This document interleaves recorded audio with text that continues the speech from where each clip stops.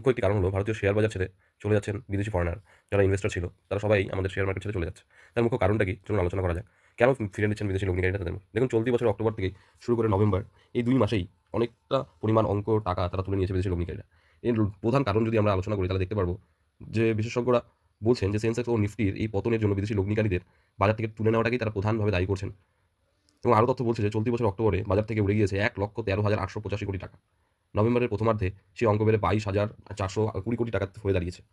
হঠাৎ করে কেন তারা এরকম মুখ ফিরিয়ে নিচ্ছে ভারতীয় বাজার থেকে, সে বিষয়ে আলোচনা করতে গেলে বলা যায়, বিষয়টিকে বিশদভাবে ব্যাখ্যা করেছেন brokerage firm Geojit financial services chief investment strategist VK Vijay Kumar বলেছেন, এফপিআইদের টাকা তুলে নেওয়ার প্রবণতার মূল কারণ রয়েছে ৩টি। সেগুলি কি? ভারতের উচ্চ মূল্যায়ন, আয় হ্রাসের উদ্বেগ এবং নবনির্বাচিত আমেরিকার প্রেসিডেন্ট ডোনাল্ড ট্রাম্পের বাণিজ্য নীতি। এই কারণগুলোর জন্য তারা বর্তমান বাজার থেকে যথেষ্ট পরিমাণ টাকা তুলে নিয়ে যাচ্ছে এবং তার জন্য আজ বাজারের পতন বা এতটা নিচে নেমে পড়েছে।